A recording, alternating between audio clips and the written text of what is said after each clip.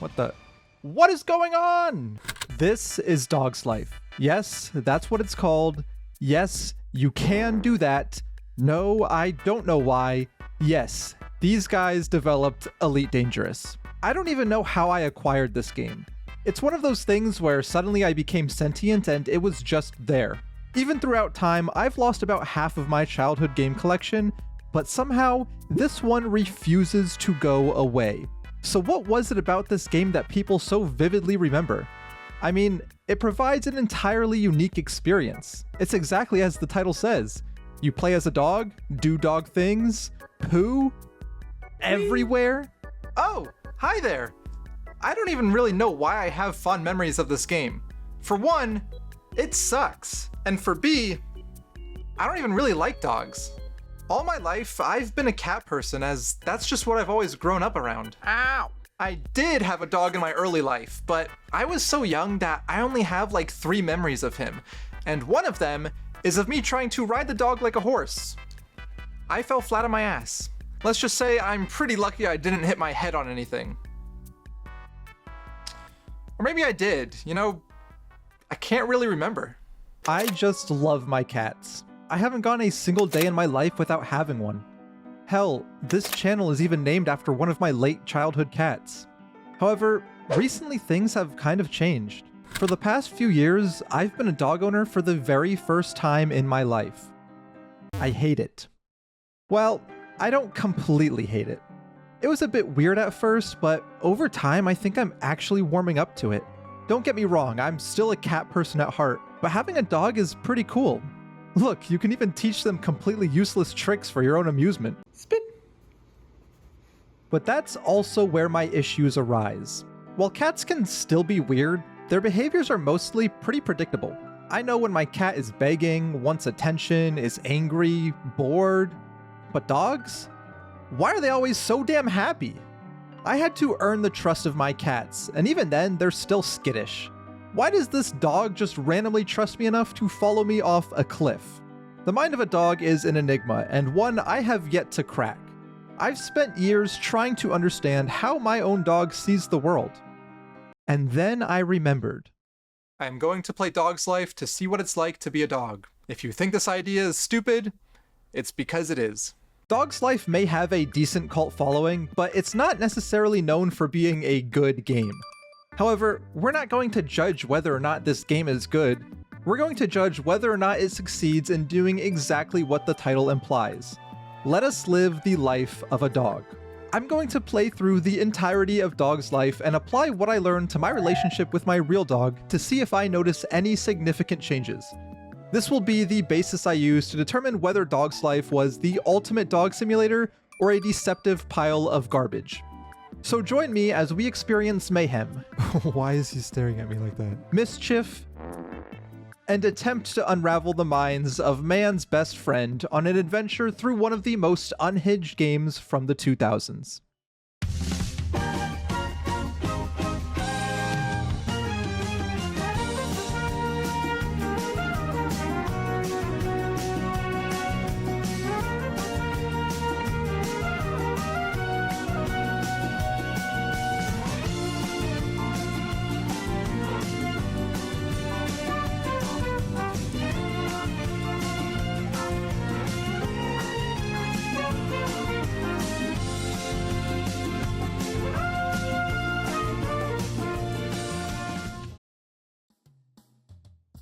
Alright, I am going to be playing through the entirety of this game for the first time in almost 2 decades. I did play a few hours of this game, earlier this year for another one of my videos, but I didn't even get a third of the way through. So we're going to play through this, and we're going to see if this game helps me understand my dog.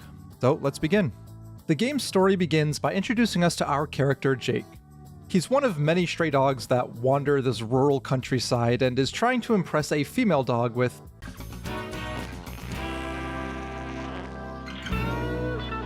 Oh yes, she will be mine. Lovely.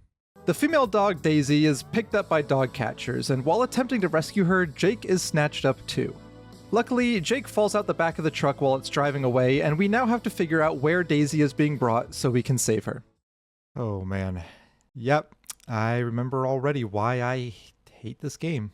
Immediately, the game overwhelms us with information covering all the basic mechanics. Smell-o-vision is the first one, and oh boy.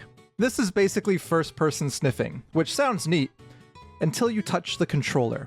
These controls are just the worst.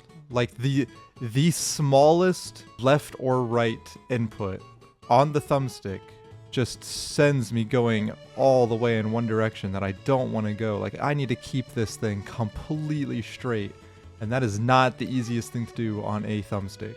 The camera whips around like it's trying to give Jake whiplash, and you'll spend 90% of the game fighting it, leading to frustrating moments. Lots of frustrating moments.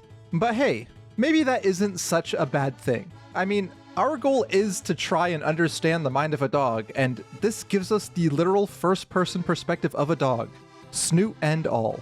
The main collectible in this game is bones. Basically, Dog Mario 64, Super Doggio 64, Super Mario 60... You know what? Fuck it, this joke sucks. They're similar to the stars from Super Mario 64. You need a certain amount to progress to the next areas, but you're given the freedom to choose how you earn them. When I'm not having to down an entire bottle of Aleve, the simple act of collecting bones is actually somewhat enjoyable. However, I still can't connect it to my real dog. My dog loves cats and doesn't get frequent bouts of indigestion. Actually, he's allergic to most meat, so indigestion does happen. But it's not funny when he does it. And just look at that face. He couldn't be plotting sarcastic one-liners like Jake does. Sometimes I ask myself, is it worth it? Maybe I'm just not thinking like a dog. Or maybe the missing link is right around the corner. I mean, what does my dog even think about? One neat mechanic in this game is the ability to control other dogs. Each area of the game has scents to collect, and depending on the color, they do something different once they're all collected. Every zone has 50 pink scents, which simply awards a bone once collected, but the rest vary. Some initiate a time trial, some let you learn new tricks. The way they face each other down. And the rest throw you into one of a few different minigames where you compete against the zone's NPC dog. After you beat the dog, you get to take control of it, which lets us complete puzzles or access areas that are unavailable to Jake. It's a good way to add variety, but each zone only gives you 1 or 2 bones this way, so it gets predictable fast. While it can be quite monotonous, collecting scents is actually an interesting way to visualize the power of a dog's nose. In fact, the more I think about it, maybe the problem with relating to the game isn't the mechanics after all. Maybe it's Jake himself. As I enter the first optional area, something about it feels different. Calmer. Like for once, I'm actually enjoying myself in this game. And that's when I realize it's the music.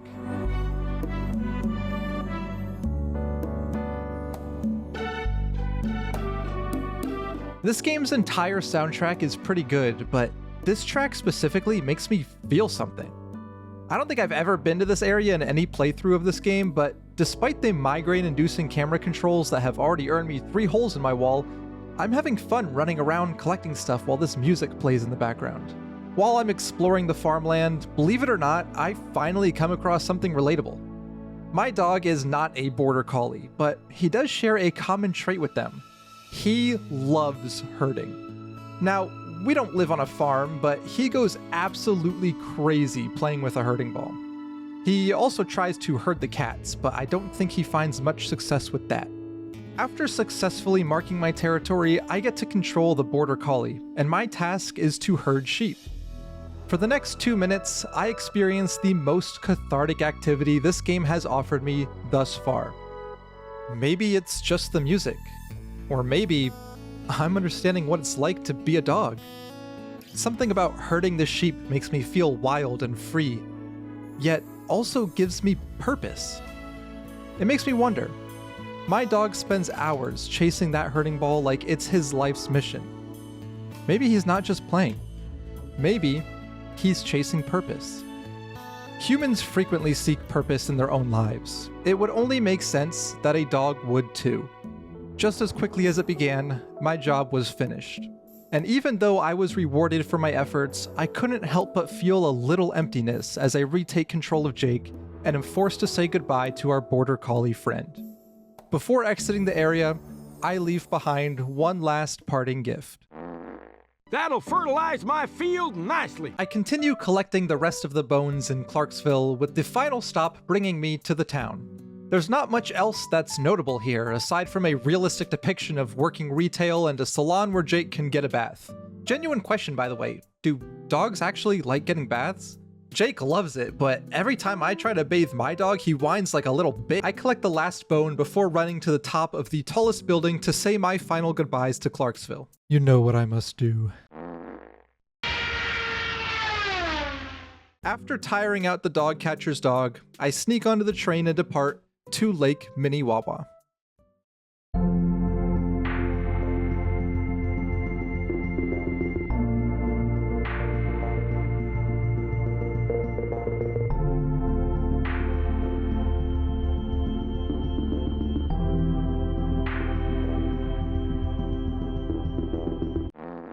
Do we have to ruin every good moment in this godforsaken game? After boarding the train, we were given another story cutscene, this time introducing us to the main antagonist, Miss Peaches. Nothing of much substance is really revealed here, but Miss Peaches threatens the dognappers if they don't hurry up and bring the clean Clarksville dogs and clean mountain dogs. And the mountains just so happen to be Lake Minnewawa, where we find ourselves. Despite being in a new area, I can't help but notice that I'm still doing much of the same. The snowy biome does introduce a few new mechanics, such as quests that persist across zones and ice physics. This shit sucks. While these add a little extra variety to the game, it's not enough to break away from the monotonous structure of collecting scents and digging for bones. Oh, what's this? I get to do more fetch quests, but now they take longer because I have to sit at a loading screen? Fun! I have to collect more scents without being able to turn? Riveting gameplay. Maybe I'm being a bit harsh. After all, I'm not here to judge the game on its gameplay. I'm here to use the game to understand my dog. Perhaps my frustrations come from being unable to draw any parallels between my dog and this game. Is this quote-unquote challenge really teaching me anything? No matter how hard I try to immerse myself and think like a dog, I just can't find anything to relate to. It doesn't really snow where I live, and Jake is entirely unrelatable. Even when it comes to the other dogs, mine can't climb mountains, or rescue skiers, or pull logs, just really big sticks. The looming thought of calling this whole thing quits hangs above me. It's tempting, but I have to see this through. Even if I can walk away learning something, this whole thing might be worth it. I cling on a little longer in hopes that that something is still somewhere within this ridiculous little game. Every bone collected is another bone I wish I could club myself upon the head with, but with my dog by my side to remind me what this is all about, I power through, eventually making it to the final area of Lake Minnewawa. We urinate in the snow to take control of the chihuahua that inhabits this zone, and we help the hotel staff get rid of rats.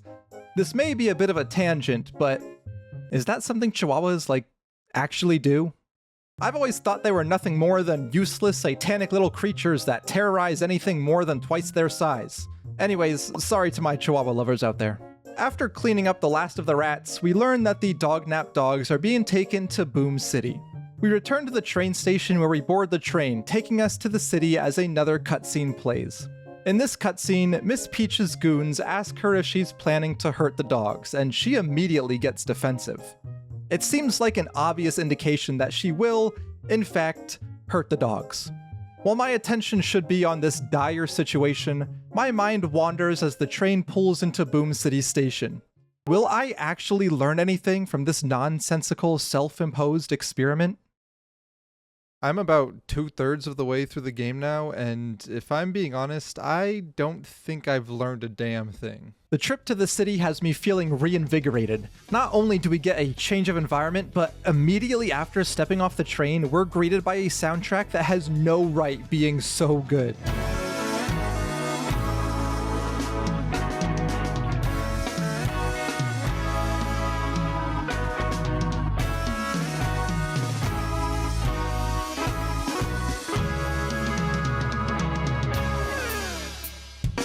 I'd like to think that the composer was asked to make dog music, and this is what he came up with.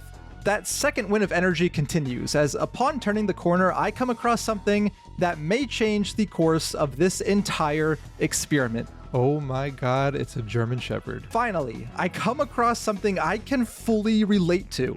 A German Shepherd, just like my dog. Not only does it have a poor sense of smell, just like my nasally, allergy-ridden guy. My dog lost his sense of smell when the sleeping bandit doused him in perfume. But we can also play as it. I am now literally in the mind of a German Shepherd. I can do everything that he loves to do. Run in the grass, scale a building, jump on some boxes, open a locked door. Wait a second, that's it? We get to use the German Shepherd just to open a lousy door? That's not helpful at all! Here I thought I may have had some great breakthrough, but instead the tasks associated with this dog have been completely gamified. Might I add, what a lame excuse of a police dog. This grumpy-ass stray mutt did more police work than this supposed service animal. Okay. It's not the end of the world. After all, I did finally get to play as my dog in-game.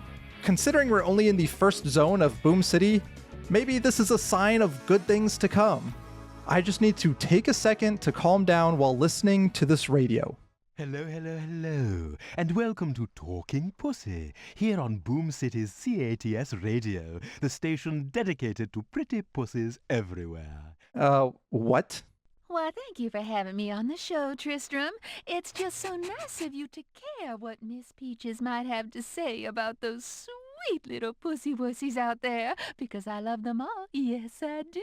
Oh, Miss Peaches, I care most deeply, I assure you. Why, I've been feeding all 19 of my pussy wussies. I'm really not trying to have my mind in the gutter here, but they knew how this sounds, right?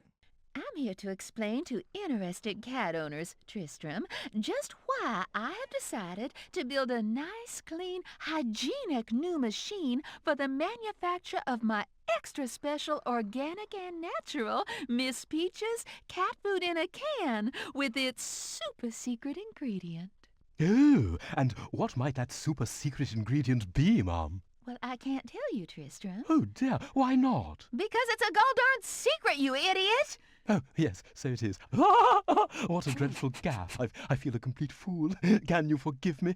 Or do you feel the need to punish me? What the actual fuck? Each one of the 3 biomes has an area with a radio, each with their own unique dialogue. It's completely optional to listen to them, but they do add a bit of world building. If you pay close attention, you can likely insinuate the motive behind the dog nappings from the very start of the game. While I do give this game a lot of shit, these pieces of optional lore are actually a pretty neat feature. What does this have to do with my dog? Nothing. I just thought it was worth mentioning. On my quest for bones, I come across what may be another glimmer of hope. Upon talking to this racially insensitive depiction of a Hispanic woman with a melted clay face, Aye, my kittens have run away. she tells us her kittens are loose and asks us to help corral them. This is perfect. I mentioned earlier that my dog loves herding, and even though he doesn't have any farm animals to herd, he's always watching over the cats and keeping them out of trouble. Just as my dog feels obligated to protect his family of felines, I suddenly feel obligated to assume the duty of directing these kittens to safety. So, I run around, gently picking up each cat by their scruff and returning them back to their home. Performing this action caused something to click in my head. Dogs may be dumb by human standards, but they are incredibly smart creatures. Not only are they very trainable, but they possess some form of self-awareness that is fascinating to see in action. Sure, my dog is still a big clumsy idiot that bangs into everything when he's zooming around like a big fluffy meat missile, but he also is aware of his own strength. He knows his role in the family, he knows the cats are a part of his family, and most of all, he knows how to handle them gingerly so as not to hurt them. Protecting virtual cats may give me a sense of pride, but seeing similar actions occurring in real life is something else entirely. I don't really know how to describe it. I guess you could say it fills me with an overwhelming amount of joy seeing a creature be so caring and loyal to its family on its own accord. Did I learn anything about the mind of my dog? No. If anything, I'm even more confused. His living situation is just the life that was given to him. He could just as easily have minded his own business, but he lives to serve those around him. That alone means the world to me. Despite having a few relatable moments thus far, I still haven't achieved my goal of really understanding what goes on in my dog's mind, and the rest of the game doesn't offer anything to change that. There's only one more area of the city, and all that happens there is we get shot trying to do more detective work as not the German Shepherd. So, I guess this was all for nothing then. I knew it was a dumb idea from the start. What kind of idiot would actually go through with it? I don't know what I expected from a game that earned a T rating for crude humor. Everything about it is just plain stupid. I'm sick of the janky physics, I'm sick of Jake's annoying quips, I'm sick of collecting bones, and I'm sick of the goddamn poop jokes. I just want to finish the game and then have nothing to do with it for the rest of my life. Even through my frustration, I carry on, entering the last area. Holy shit, is this tone shift drastic. I mean,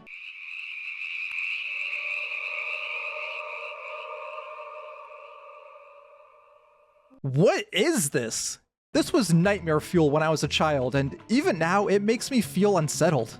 The music and color palette are remarkably different from the rest of the game, and being chased by a mean-looking Doberman while trying to free dogs from their death cages certainly doesn't lighten the mood. After freeing all the captive dogs and outrunning the Doberman, we're able to enter this creepy shed that looks like it was taken straight from the 2006 animated film Monster House. I guess these developers were time travelers. After entering the shed, we find ourselves in a massive compound with the big machine. We're just on time as Daisy is getting fed through it, so we have to shut it down before she gets minced and mashed into a nice pate. We make our way through the compound, disabling blood-soaked buzzsaws and metal spikes.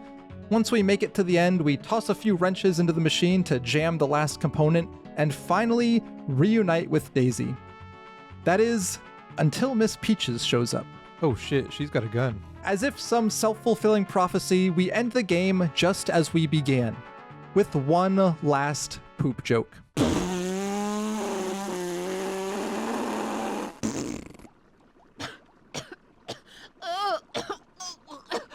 Miss Peaches falls into the big machine and gets turned into the very thing she was creating, canned cat food. And just like that, the game is over. Wow, that was a dark ending. When I started this video, I set out with the goal to understand the mind of my dog by literally possessing the mind of a virtual dog. So, did any of this help? Well, no. Dog's Life is as much a dog simulator as Goat Simulator is an actual goat simulation. The game certainly helped me reflect and appreciate the things my dog does, but it never answered the question of why. Why does he like the things he likes? Why does he remain uncompromisingly loyal? These are questions that still linger in my mind without answers, but maybe they don't need to be answered. If I really think about it, why do I need to know in the first place? He's a dog. It's not like there's some ulterior motive. He's not taking advantage of me or using me for money. Hell, he doesn't even understand the concept of money. His understanding of the world is confined to the bubble in which I allow him to exist in. And he's just happy to be along for the ride. You know, it's kind of funny. This whole time I've been trying to understand the mind of my dog in a strange attempt to strengthen our bond, but I failed to consider that he doesn't even need to understand me to remain a loyal companion. And that's okay. If he could, there's really only one thing I would want to say. Thank you. Thank you for being so loyal. For all the memories we've made. For loving unconditionally. Thank you for being the pure, kind-hearted creature that you are. Thank you for not only your companionship, but also your compassion. And most of all, thank you for being a friend I can count on for the rest of your life.